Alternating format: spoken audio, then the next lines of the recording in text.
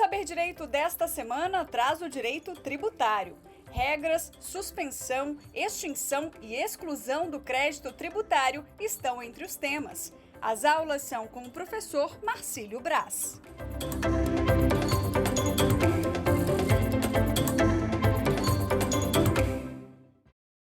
Olá, seja muito bem-vindo à TV Justiça.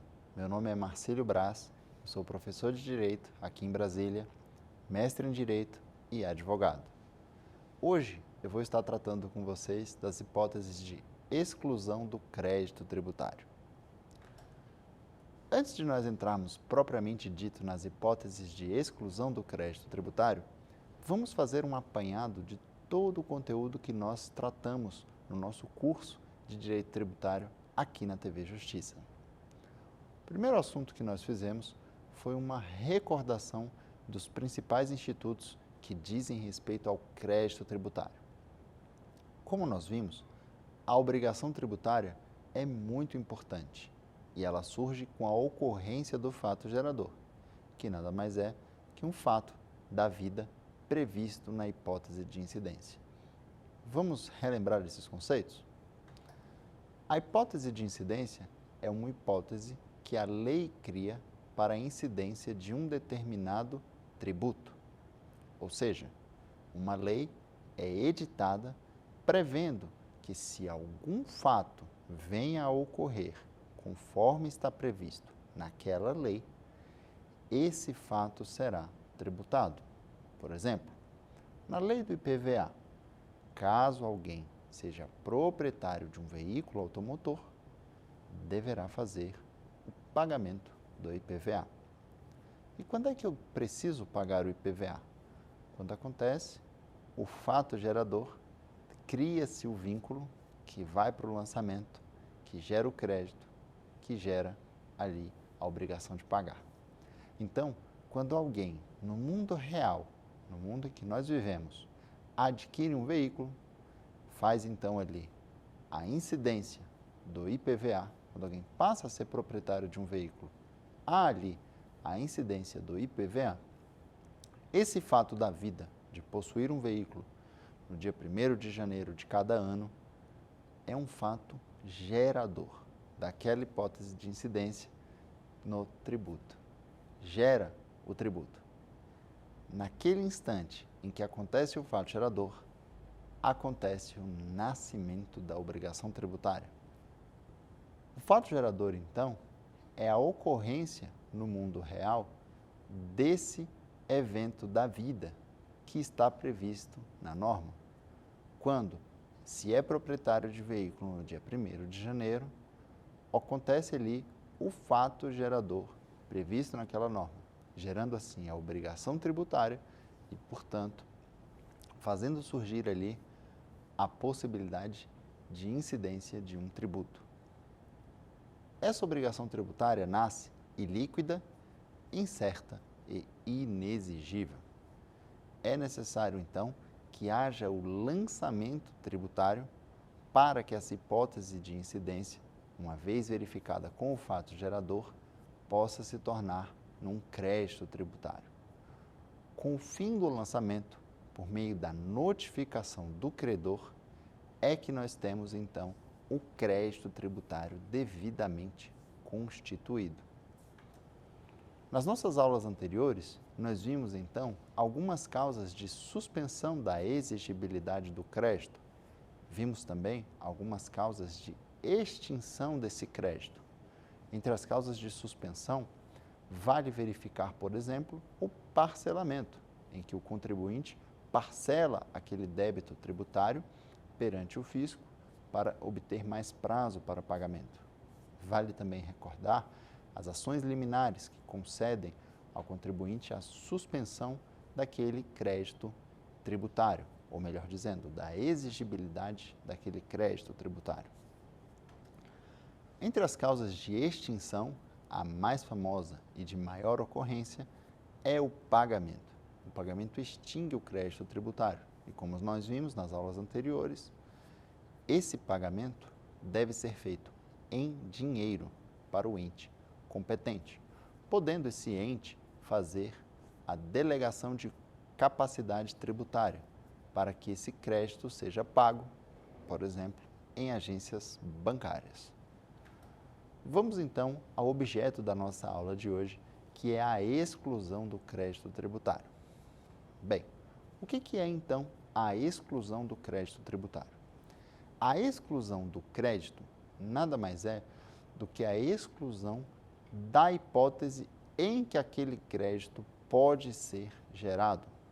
Podemos dizer assim que a exclusão tributária exclui uma determinada situação específica da incidência tributária.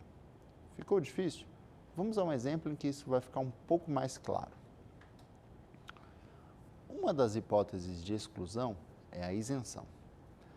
Ou seja, quando nós tratamos do IPVA, verificamos que deve pagar o IPVA todo aquele que seja proprietário de um veículo automotor no dia 1º de janeiro. Essa é a regra, essa é a hipótese de incidência geral. Porém, pode ser excluído aquele que seja proprietário de um veículo automotor de determinado valor ou aquele que seja proprietário de veículo automotor utilizado para transporte de passageiros, como o táxi ou os transportes por aplicativo. Podem ser criadas essas hipóteses em que exclui-se aquela situação da hipótese prevista para a incidência do tributo. A isenção, portanto, é uma das hipóteses de exclusão do crédito tributário. É por meio da isenção que o crédito deixa de existir, mas não só o crédito. Praticamente, a hipótese de incidência deixa de acontecer no mundo jurídico.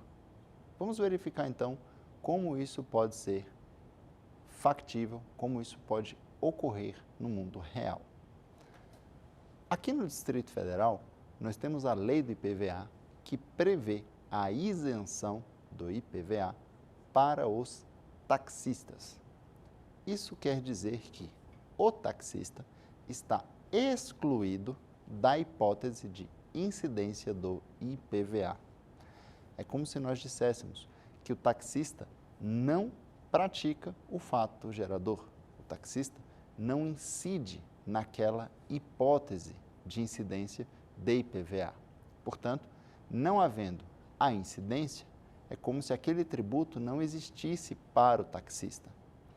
É como, por exemplo, se o taxista tivesse, ao invés de um carro, uma bicicleta.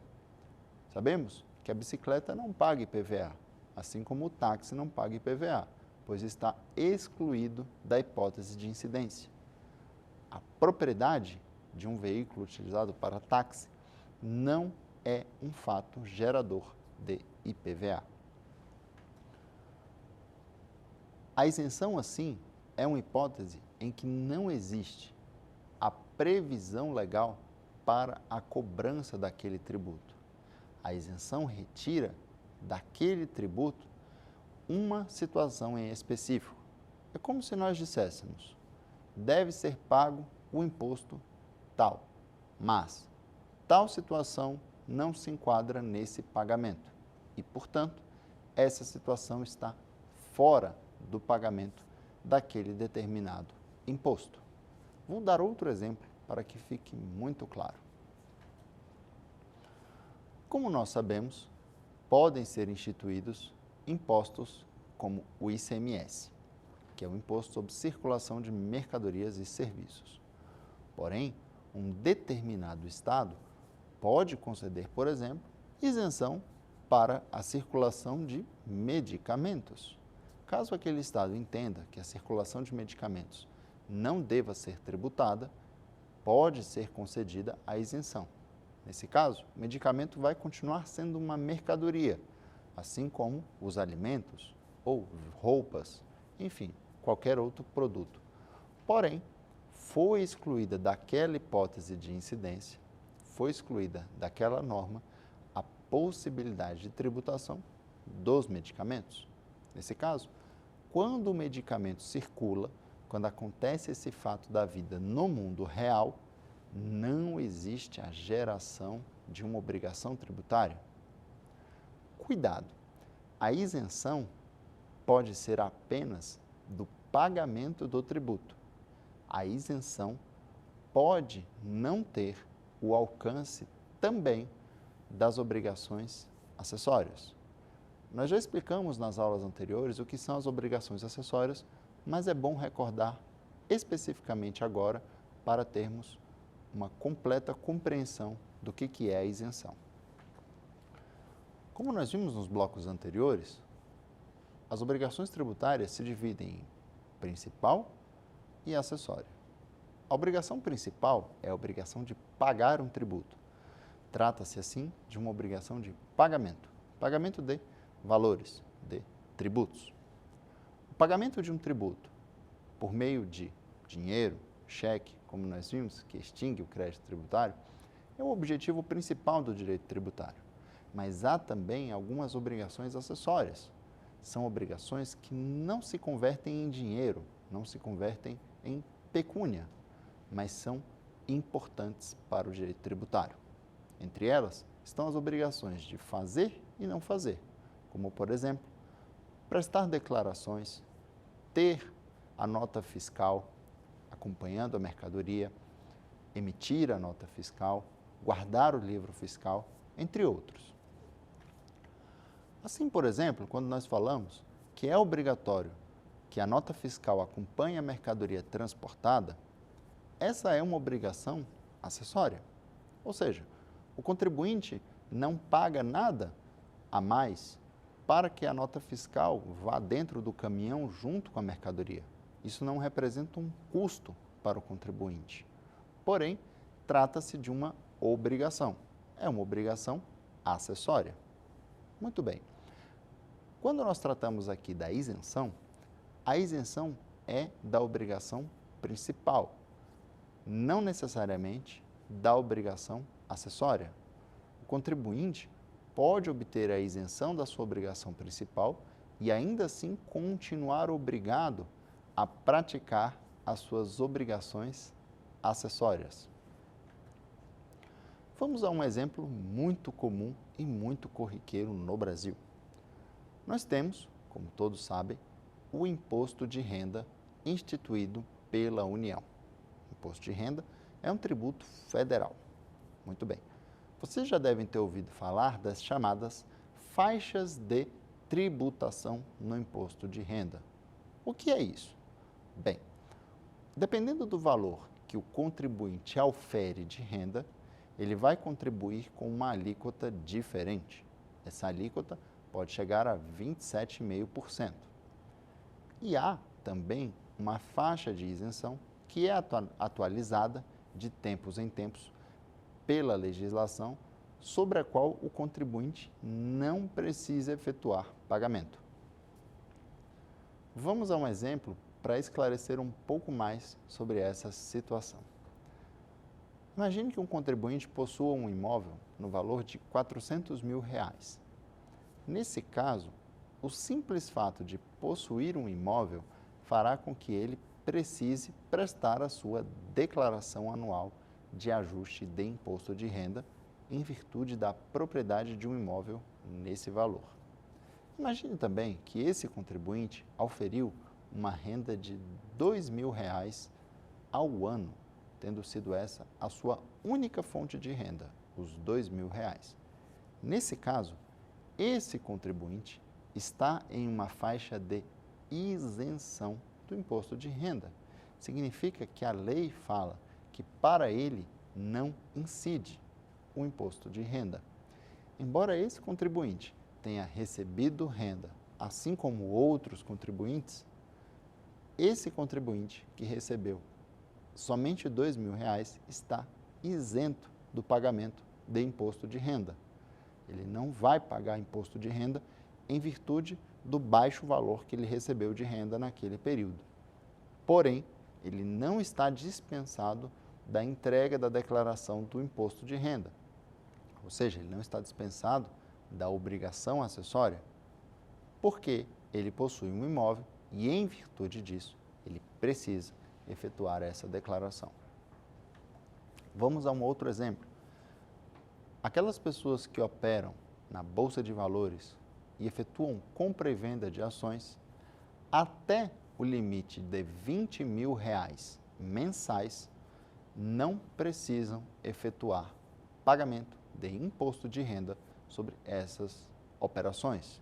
Nesse caso, dizemos que essas operações estão isentas, ou seja, a própria lei estabeleceu que naquele caso não incide imposto de renda. Porém, caso aquela operação ultrapasse R$ 20.000, aí sim será necessário o pagamento de imposto de renda.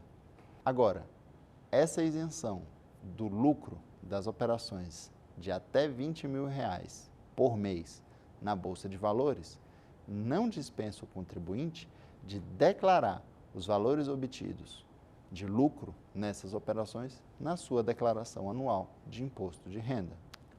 Ou seja, há isenção do tributo em relação àquele lucro, mas não existe isenção de obrigação acessória, ou seja, não existe a dispensa da entrega da declaração do imposto de renda. É importante recordar que a isenção deve vir mediante lei e ela deve acontecer antes do fato gerador. Esses dois aspectos são muito importantes e eu vou falar um pouco mais sobre eles agora. Primeiro, a lei que concede a isenção deve ser editada pelo ente que possui competência para aquele tributo. Vamos a um exemplo. Só pode ser concedida isenção de tributos federais pela União. Só pode ser concedida a isenção de tributos estaduais pelo Estado. E só pode ser concedida a isenção de tributos municipais pelo município. Um ente não pode isentar tributos, criar isenções de tributos de outro ente.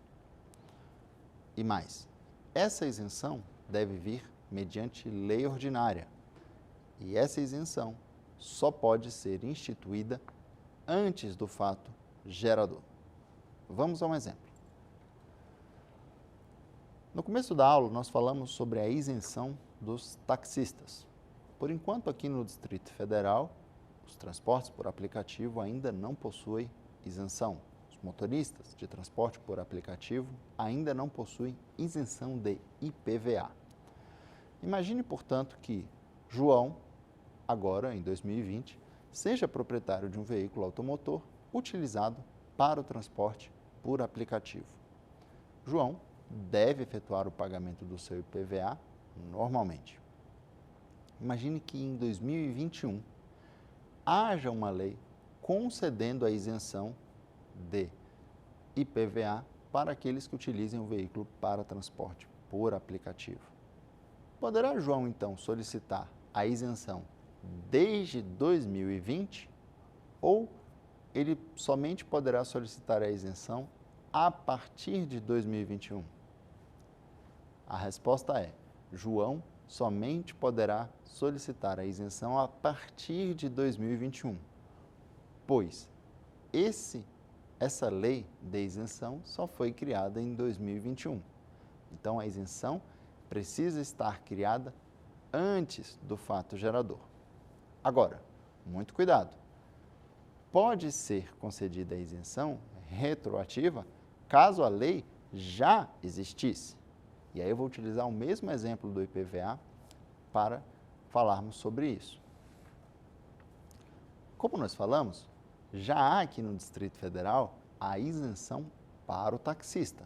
Portanto, o taxista já possui a isenção de uma lei feita há muitos anos atrás. Imagine então que Pedro é taxista e pagou o IPVA do seu veículo, que é utilizado para táxi, no ano de 2018, 2019 e 2020. Ao assistir a nossa aula aqui na TV Justiça, descobre que não precisará pagar o IPVA. O que ele pode fazer então? Pedro poderá pedir a devolução desses valores pagos. Por quê? Perceba que, nesse caso, o tributo foi pago indevidamente. Como nós vimos na nossa última aula, os tributos pagos indevidamente devem ser devolvidos. E, nesse caso, havia ali uma causa de isenção anterior a esse pagamento, anterior à ocorrência desse fato gerador. Nesse caso, perceba a diferença. O tributo foi pago indevidamente, diferentemente do caso de João, do transporte por aplicativo, em que o tributo era devido quando ele foi pago. Nesse caso, do Pedro, que pagou 3 IPVAs de um veículo utilizado para táxi, poderá ser pedida a restituição desses valores pagos indevidamente, porque ele já se beneficiava de uma isenção. Essa isenção só não tinha sido observada ou respeitada. Assim, a partir do momento em que é editada uma lei concedendo uma isenção, cumpridos ali os prazos legais de anterioridade, noventena e outros prazos do direito tributário, é possível então que o contribuinte se beneficie dessa isenção, concedendo assim para ele a possibilidade de não pagar aquele tributo, pois não existe mais o fato gerador. A isenção tira da hipótese de incidência a possibilidade de cobrança daquele determinado fato. A isenção pode ser concedida de forma individual ou de forma geral. A isenção geral, via de regra, não exige do contribuinte que ele faça qualquer tipo de procedimento ou requerimento para obtê-la. Já na isenção individual, o contribuinte precisa fazer um requerimento para obter esse benefício, essa isenção. Vamos então a 2 exemplos em que a gente vai entender melhor como funciona essa situação. Imagine, por exemplo, no exemplo que nós demos das ações na Bolsa de Valores, que determinado contribuinte venda R$ 15.000 em ações, obtendo assim algum lucro ali. Como nós vimos, essa operação é isenta de imposto de renda. O contribuinte nada precisa fazer para obter essa isenção. Bastará, entretanto, fazer a declaração no imposto de renda dessa operação e desse lucro, não pagando qualquer tipo de imposto de renda. Nesse caso, a isenção é geral. Qualquer contribuinte que venda até R$ 20.000 por mês possui a isenção. Então, nada é preciso ser feito, pois trata-se de uma isenção geral. Agora imagine a seguinte situação. Determinado município criou uma isenção de ISS para todos os barbeiros que tenham até 3 anos de experiência e estejam localizados em uma determinada região do município, em um determinado bairro um pouco mais carente daquele município. É possível a concessão dessa isenção? A resposta é sim, é possível a concessão dessa isenção. E como que aquele barbeiro poderá se beneficiar? Bem, nesse caso, trata-se de uma isenção individual. O barbeiro precisa fazer ali um requerimento, comprovar que se adequa à hipótese da lei, em que não possui os 3 anos de experiência e que está naquela localidade ali definida em lei, e solicitar assim que lhe seja concedida essa isenção.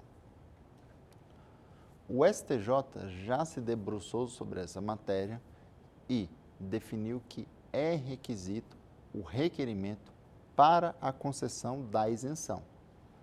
Entretanto, não é com o requerimento que nasce o direito à isenção. Ficou confuso? Vamos explicar melhor nesse exemplo que nós já demos, com algumas datas, para que fique mais claro. Falamos então que um determinado município criou a isenção de ISS para barbeiros com até 3 anos de experiência, que fiquem em uma determinada região do município. Suponha que essa lei tenha sido feita em 1998, há muitos anos atrás.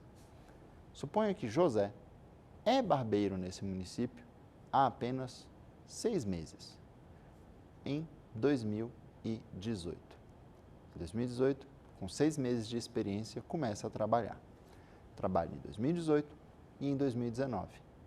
E aí, no final de 2019, conhece essa regra e pensa, puxa, eu tenho direito à isenção. E então faz o requerimento solicitando essa isenção no final de 2019. Pergunta, ele vai receber a isenção do ISS de 2019 para frente ou ele vai receber desde 2018 aquele ISS que ele pagou e ele já estava isento? A resposta é, ele vai obter a isenção desde 2018. Por quê? Porque ele já cumpria aqueles requisitos legais para a concessão da isenção. Portanto, o seu requerimento para a isenção individual apenas fez com que a administração, que o fisco, tomasse conhecimento da sua isenção. Mas a sua isenção já existia no mundo jurídico. É por isso que retroage a data de 2018, quando essa isenção já existia. Nesse caso, ele solicitará a isenção e também poderá solicitar que seja pago, que seja devolvido para ele retroativamente os valores pagos, pois houve um pagamento indevido. No caso da isenção geral, não é necessário fazer nenhum requerimento. Ela passa a valer de plano. No caso da exceção individual, após o requerimento, tem direito, mas caso o contribuinte tenha praticado fatos geradores e pago tributos antes do requerimento, poderá, com o requerimento, pleitear a devolução e pleitear que seja concedido também para frente. A isenção, portanto, concedida de forma individual ou de forma geral, poderá ser onerosa ou gratuita. E o que é isso? A isenção gratuita é aquela que é concedida por lei do ente competente para instituir aquele tributo e não é exigida nenhuma contrapartida daquele ente. Nesse caso da isenção gratuita, o ente pode revogar a qualquer tempo aquela determinada isenção. Já na isenção onerosa, geralmente o ente concedente exige uma contrapartida para a concessão daquela isenção.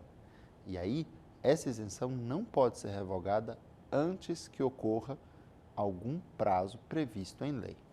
Vamos a alguns exemplos em que isso ficará um pouco mais claro. Como nós comentamos na aula de hoje, um dos exemplos da isenção de IPVA para os taxistas, essa isenção, aqui no Distrito Federal, ela é gratuita.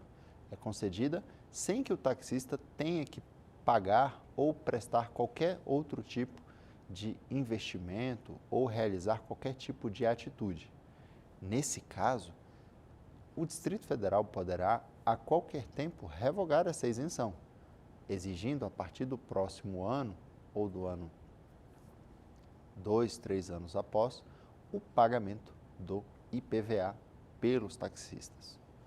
Entretanto, é comum que as isenções sejam onerosas, ou seja, que o poder concedente exija daquele contribuinte algum contrapartida, algum tipo de pagamento para a concessão da isenção. Esse instituto é muito utilizado visando o desenvolvimento de alguma região em específico e, por isso, concede-se a isenção exigindo ou solicitando um investimento. Por exemplo, imagine que determinado município deseje gerar mais empregos em sua área. Pode, então, procurar um investidor ou procurar uma grande indústria, uma grande empresa e conceder a essa empresa a isenção de ISS, IPTU e outros tributos municipais, caso essa empresa construa uma grande fábrica ou um grande empreendimento naquele município. Perceba que, nesse caso, o município vinculou-se, por meio de lei, a conceder uma isenção por um prazo determinado para aquele ente, mediante o investimento a ser realizado. Há ali, pode-se dizer, uma previsão de quem está investindo, daquele sujeito passivo, daquela empresa, daquela indústria, de que ele terá um benefício fiscal durante um determinado tempo que ajudará a custear os custos do investimento naquela localidade. Isso é bom para o investidor, que ganha a isenção e pode produzir com um custo mais baixo, e isso é bom para o município, que recebe ali uma indústria, uma empresa que vai gerar emprego e renda para os seus moradores. Portanto, trata-se de um mecanismo que beneficia tanto ao município quanto ao investidor. Nesse caso, essa lei deve estabelecer o período, o prazo de vigência da isenção. Por isso, esse município saberá quanto tempo foi concedida a isenção para realizar aquele investimento e o empresário ou investidor saberá quanto tempo terá esse benefício fiscal. Muito cuidado, pois a isenção, ainda que concedida por prazo certo ou prazo determinado, pode ser prorrogada. Nesse exemplo que nós demos, imagine que uma determinada indústria, uma determinada empresa recebeu a isenção por 10 anos de todos os tributos municipais para construir ali uma grande fábrica ou um grande empreendimento. Poderá, ao fim desses 10 anos, essa isenção ser renovada por mais 10 anos, estabelecendo-se assim novas condições ou mantendo-se as condições anteriores. Nesse caso, esse investidor ou esse empresário saberá que terá mais 10 anos garantidos de isenção fiscal municipal naquele local. Vamos agora verificar alguns institutos que se parecem com a isenção, mas são diferentes. O primeiro deles é a imunidade tributária.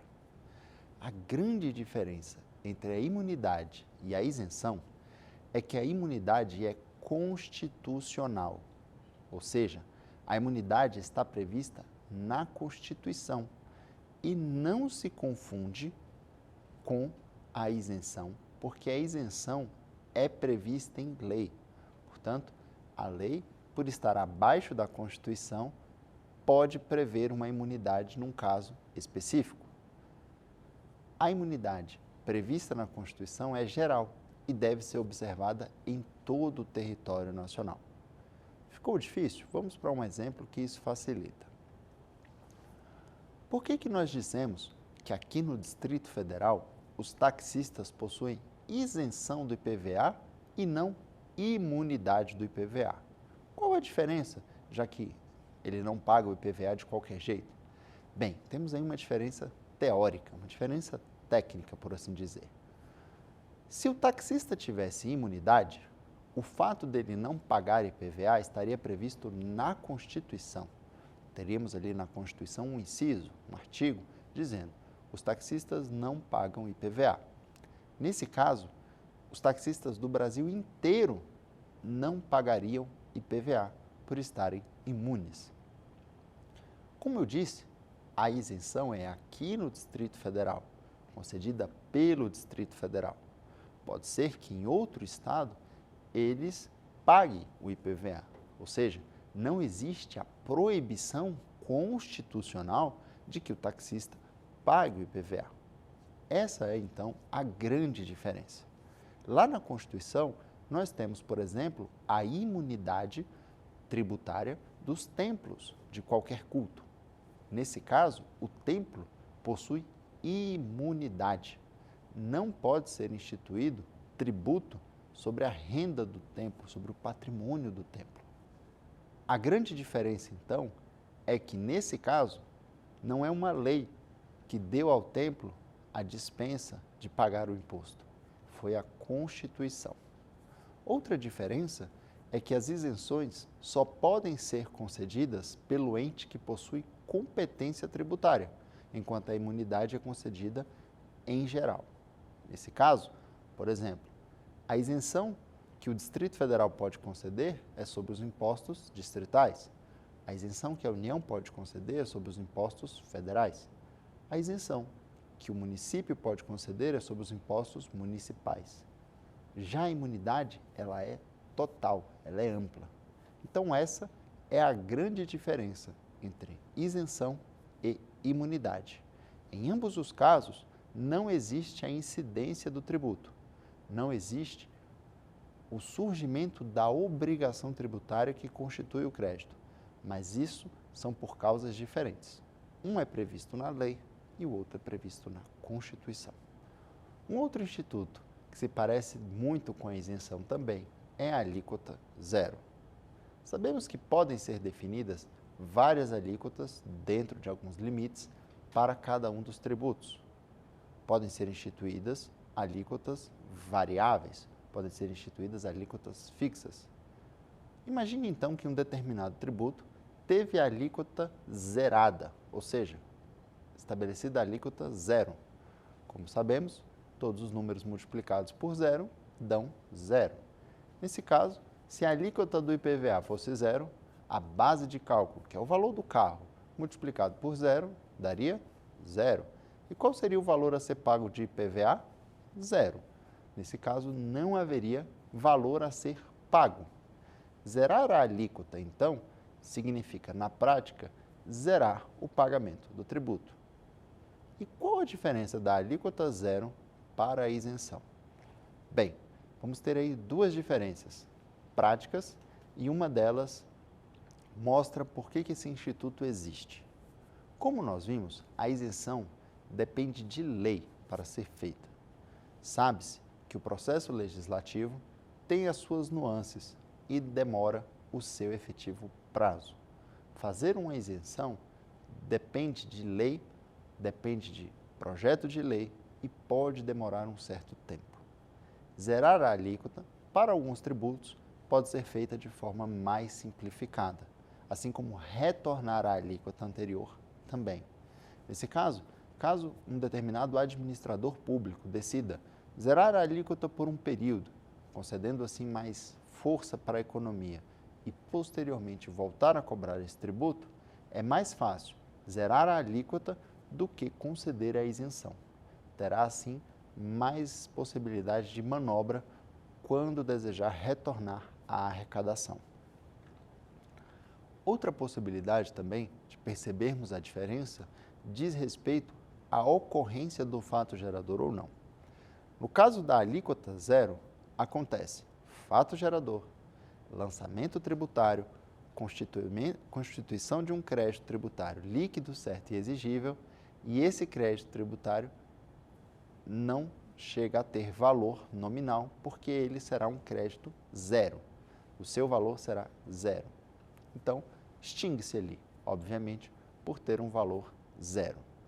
No caso da isenção, não, porque no caso da isenção há a exclusão daquela incidência.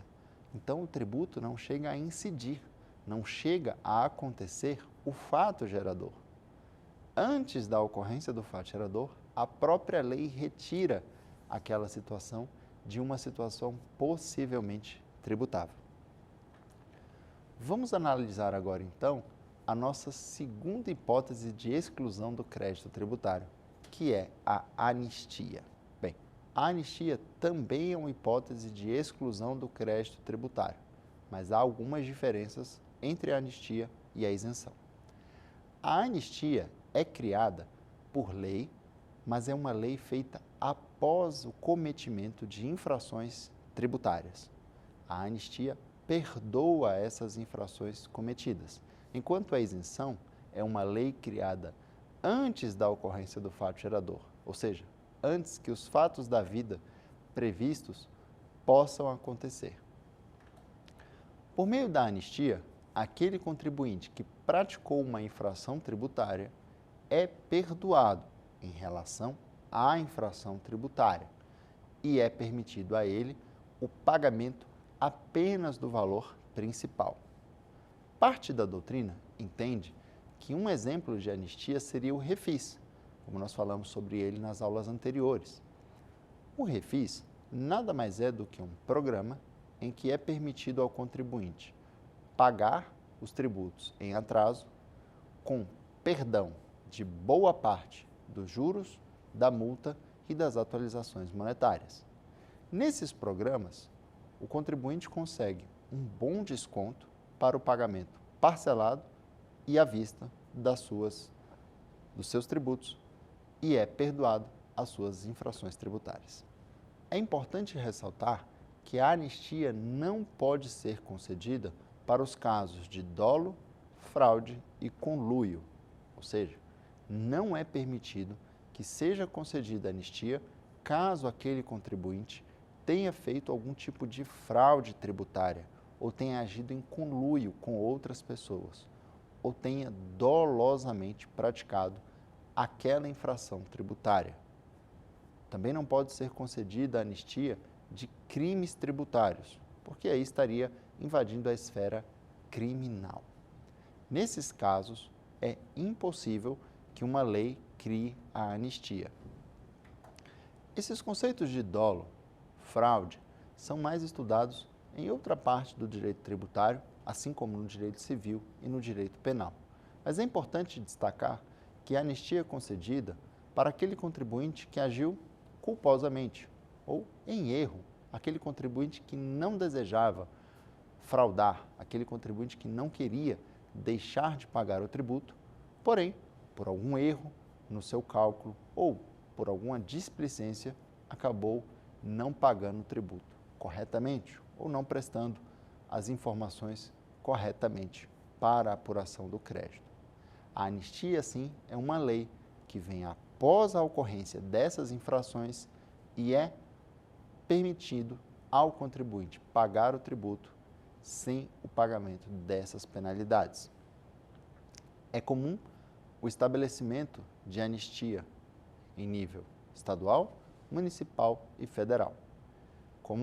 Assim como a isenção, a anistia só pode ser concedida pelo ente que possui competência para aquele determinado tributo. Nesse caso, os tributos estaduais podem ser objeto de anistia pelo Estado. Os tributos federais podem ser objeto de anistia pela União. Os tributos municipais podem ser objeto de anistia pelo município. As infrações podem receber essa anistia do município.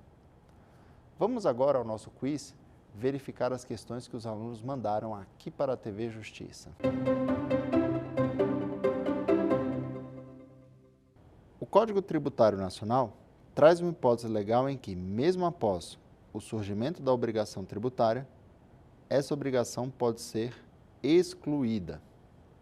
Trata-se da hipótese de, letra A, remissão, letra B, transação, letra C, isenção e D, parcelamento.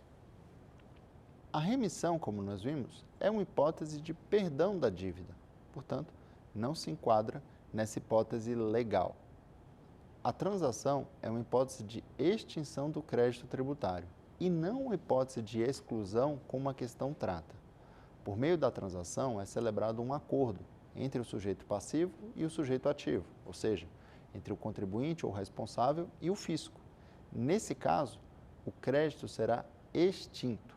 Aqui na exclusão, não acontece o surgimento da obrigação tributária, ou seja, aquela obrigação tributária não chega efetivamente a surgir. A letra C fala sobre a isenção. Essa sim é uma causa de exclusão do crédito tributário. Como nós estudamos na aula de hoje, a isenção faz com que aquele crédito não chegue a surgir, aquela obrigação tributária não chegue a surgir. Por quê? Porque não há a ocorrência do fato gerador. A isenção é uma lei que retira da hipótese de incidência a incidência naquele caso concreto.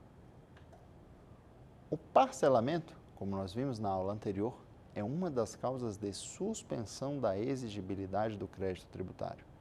Por meio do parcelamento, o crédito é suspenso, ou seja, não pode ser cobrado do sujeito passivo durante o período em que estiver suspenso. Vamos agora para a nossa questão número 2. A anistia é o perdão das infrações cometidas pelo sujeito passivo e pode ser concedida nas seguintes hipóteses: A. Crimes tributários. B. Contravenções. C. Infrações tributárias. E D. Fraude. Os crimes tributários, ditos assim crimes tributários, são nada mais, nada menos do que crimes que envolvem de alguma forma o direito tributário. Não deixam assim de ser crimes e estarem também regulados pelo direito penal. Esses crimes não podem, em hipótese alguma, ser objeto da concessão de anistia. Tratam-se assim de tipos penais que têm correlação com o direito tributário, mas obedecem aos regramentos do direito penal também. Do mesmo modo, são as contravenções penais. Previstas lá na Lei de Contravenções, tratam-se de espécies delituosas previstas no direito penal e que não podem ser objeto de anistia por estarem vinculadas, por óbvio, a regras específicas do direito penal. As fraudes estão previstas especialmente ali no CTN como hipóteses em que não pode ocorrer a anistia. Portanto, a anistia não pode abranger nem dolo, nem fraude e nem conluio entre terceiros. Nesses casos, a lei de anistia não pode prever o perdão para infrações cometidas mediante fraude. A alternativa certa, portanto, é a alternativa que fala das infrações tributárias. Infração tributária nada mais é do que qualquer tipo de conduta, pode ser culposa ou mediante erro, em que o sujeito passivo comete algum tipo de ilegalidade, algum tipo de infração à legislação tributária. Por exemplo, imagine que determinado contribuinte interpretou errado a lei do imposto de renda e deixou de recolher um determinado valor de imposto de renda. Nesse caso, houve um erro, uma interpretação equivocada da norma. Esse contribuinte, então, que deixou de recolher um determinado valor de imposto de renda por não fazer corretamente a interpretação da norma tributária, poderá ser beneficiado de uma anistia em relação à infração tributária, ou seja, em relação àquele valor que não foi pago corretamente. Ele terá a anistia de eventuais multas, juros e correções. Vamos agora, então, para a nossa questão número 3. A isenção, uma das formas de exclusão do crédito tributário, impede a ocorrência do seguinte evento: A. Hipótese de incidência. B. Fato gerador. C. Constituição do crédito. E D. Previsão constitucional.